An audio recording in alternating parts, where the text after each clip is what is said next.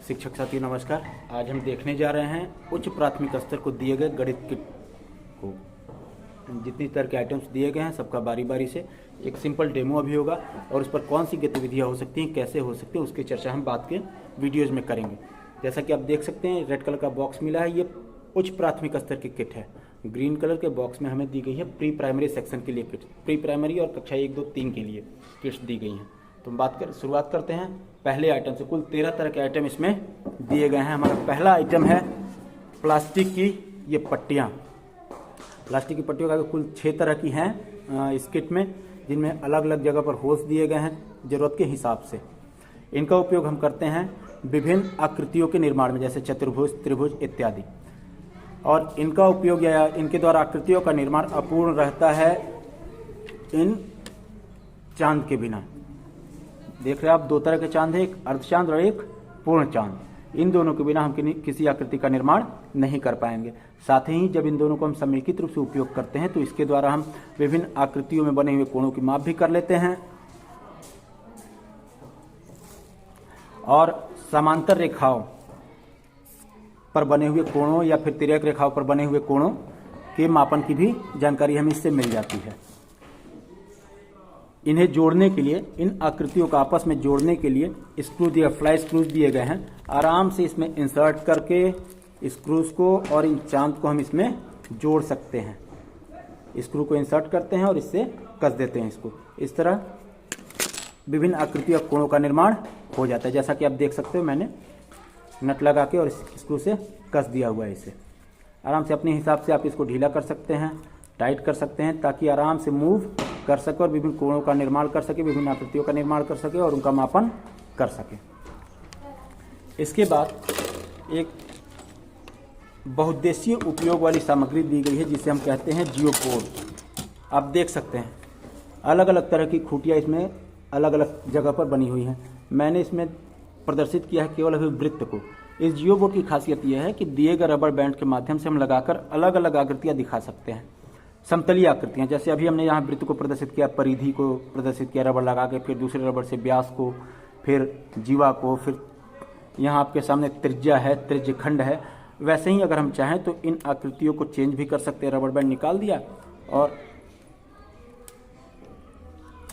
अलग आकृति अपनी आवश्यकता के अनुसार, जैसे कि त्रिभुज का निर्माण हो गया, जरा सा और बढ़ा दिया तो एक चतुर्भुज बन गया, थोड़ा सा और चेंज कर दिया पंचभुज बन गया।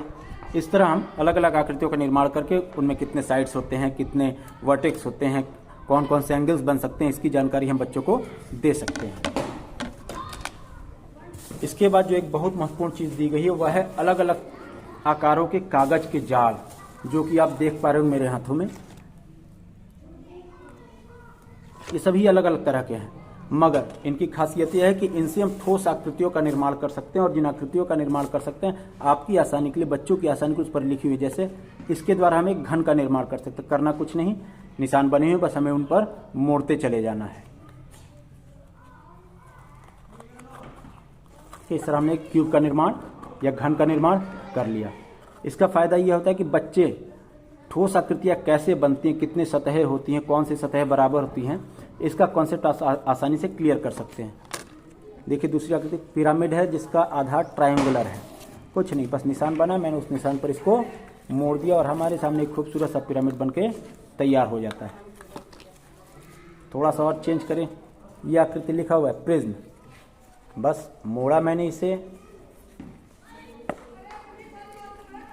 सभी साइड्स को मिलाया, वर्टेक्स को मिलाया और हमारे पास प्रिज्म की आकृति बनके तैयार हो जाती है। ज़रूरत है इन चीज़ों को बच्चों के साथ शेयर करने की और उन पर उनसे गतिविधियां कराने की, इन पर आधारित। अगली जो हमारे पास वस्तु है इसमें वो दी गई है अलग अलग कटआउट्स। आप ध्यान देंगे तो पाएंगे कि इसमें कई आकृतियाँ, जो भी आकृतियाँ हम सोच सकते हैं, समतलीय आकृतियाँ, उनको दिया गया है। उन पर निशान भी बने हुए हैं। वृत्त 3 खंड में है। यहाँ आप देखेंगे इन पर कुछ लिखा हुआ भी है। एक्चुअल में इन आकृतियों का प्रयोग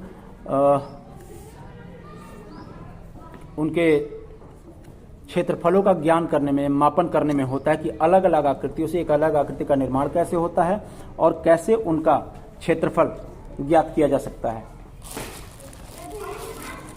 आपको कई तरह की आकृति इसमें, जैसे एक वृत्त है 2 खंडों में बांटा हुआ, एक वृत्त है 4 खंडों में बांटा हुआ, ऐसे ही 16 खंडों में बांटा हुआ, और ऐसे करके 8 खंड 16 खंड वाले कई आपको वृत्त के कटआउट्स मिलेंगे। इनका उपयोग कैसे करना है उसकी अलग वीडियो सीरीज अगर फुर्सत मिली तो बनाई जाएगी, नहीं तो आपके पास किताब दी गई यूजर मैनुअल जिनके द्वारा आप देख के एक एक गतिविधि को करा सकते हैं।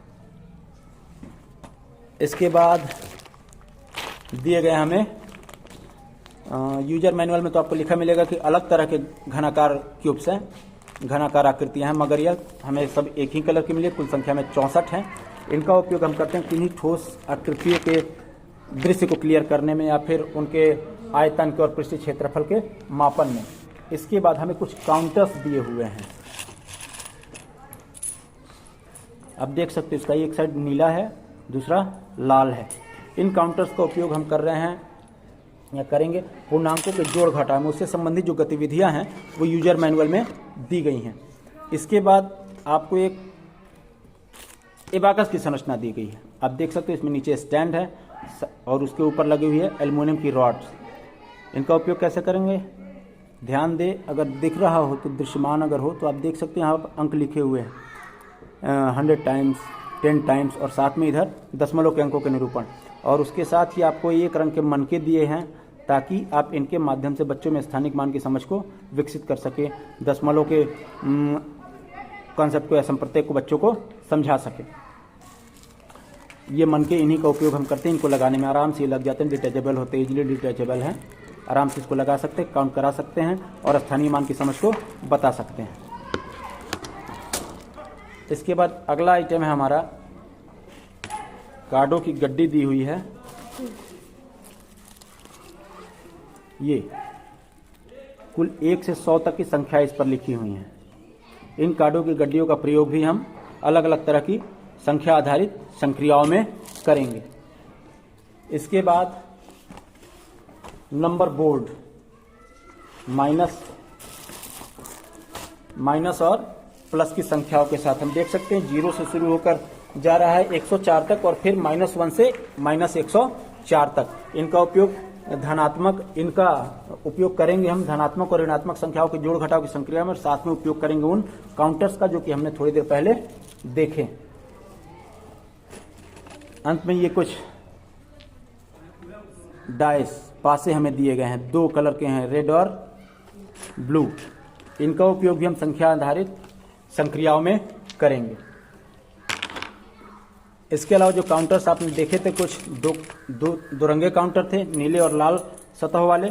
इसके अलावा और कुछ और काउंटर जो अलग अलग रंग के हैं, जैसे ग्रीन है, येलो है। इन सब का प्रयोग भी हम संख्या आधारित संक्रियाओं में ही करेंगे, उनकी एक्टिविटीज में करेंगे। और ये एक्टिविटीज मिलेंगी कहाँ, इस गणित किट के साथ बहुत ही अच्छी एक गणित किट की निर्देश पुस्तिका दी गई यूजर मैनुअल। इसको हम एक बार जरूर देखें ध्यान से, यूजर मैनुअल को देख लेंगे तो जो भी इसमें आपको गणित किट में सामग्रियां दी गई हैं उनका क्या यूज करना है, कैसे यूज करना है, किन गतिविधियों में उनका यूज करना है, उसके बारे में आप आसानी से बता सकते हैं। उम्मीद है कि आप लोग अपने विद्यालय में कक्षा में बच्चों के साथ इस गणित किट का प्रयोग करेंगे और संख्या आधारित, आकृति आधारित उनकी या फिर जो हमारी कोण है, मापन है, उन पर आधारित संप्रत्ययों को स्पष्ट कर पाएंगे।